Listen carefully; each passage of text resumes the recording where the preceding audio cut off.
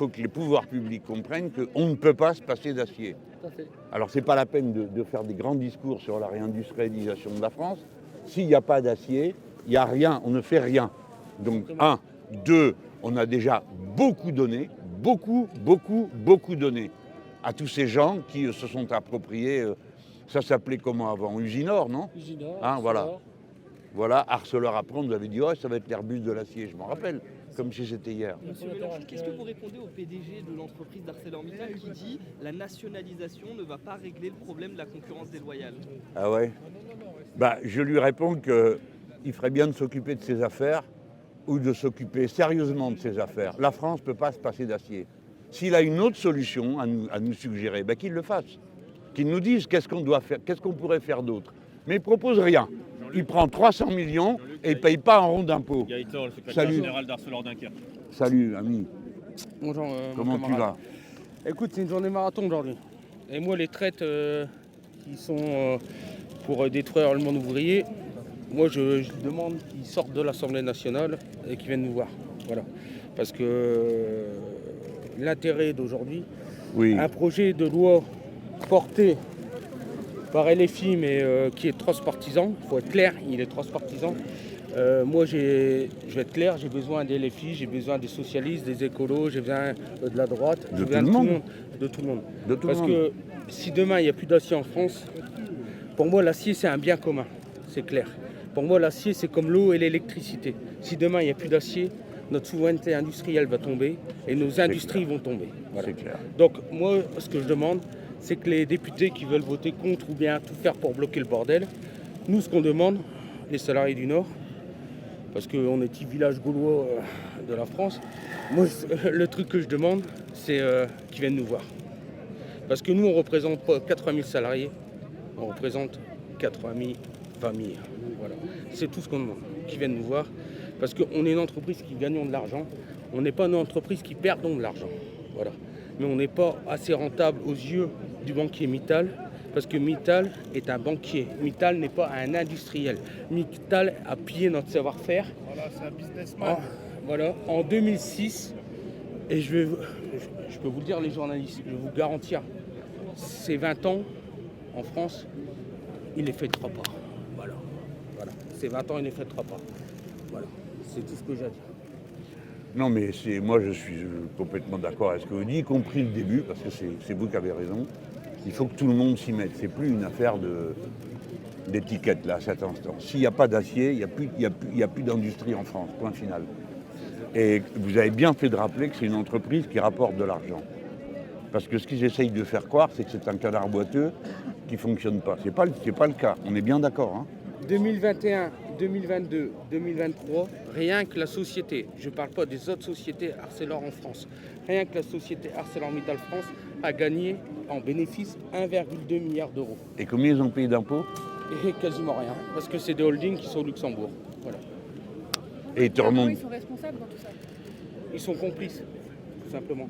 Ils sont complices. Parce que moi, je suis désolé, quand M. Macron reçoit M. Mittal au mois de février, qu'on nous annonce un PSE au mois d'avril, et qu'on nous dit que M. Macron n'a pas été averti, écoutez-moi, c'est quand même le président de la République. Monsieur Mélenchon, quel message vous êtes venu apporter aux salariés là, qui ont l'impression que c'est le vote un peu de la dernière chance aujourd'hui? C'est d'abord un message de fraternité, vous savez, les gens vivent quelque chose de dur là. C'est la traite de la maison, c'est la bagnole, c'est les enfants, c'est tout quoi.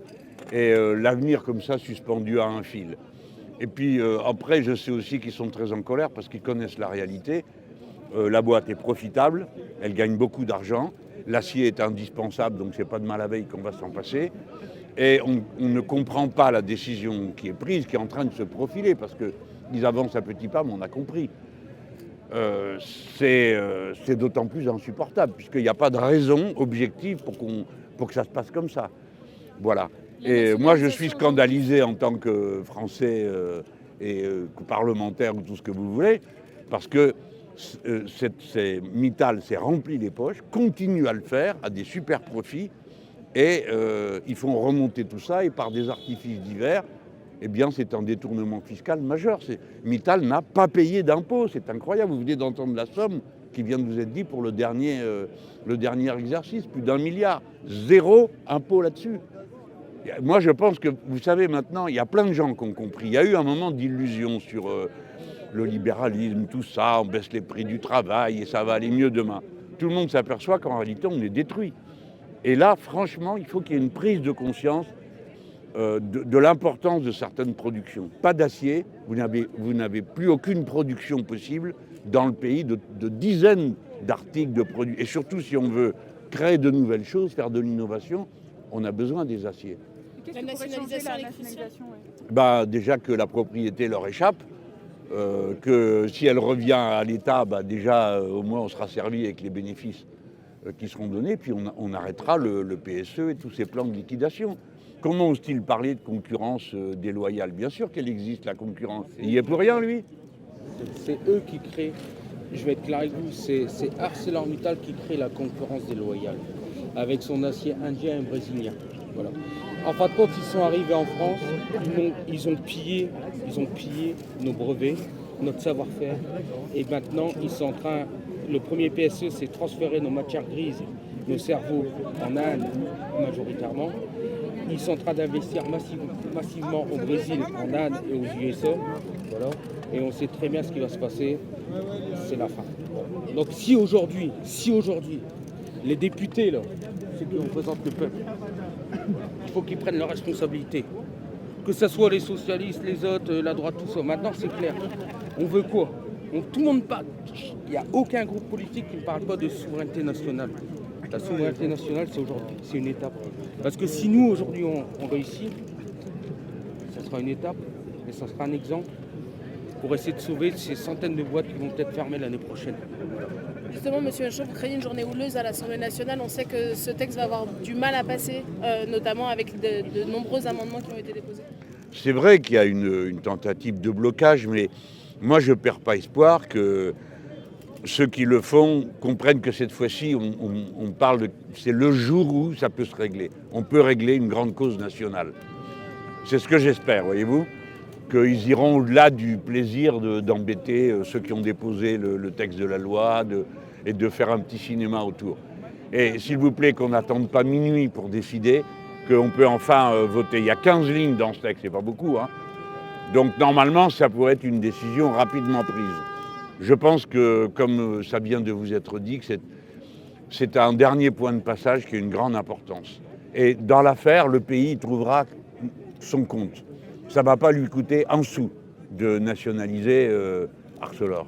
Ça va rien coûter, ça va rapporter.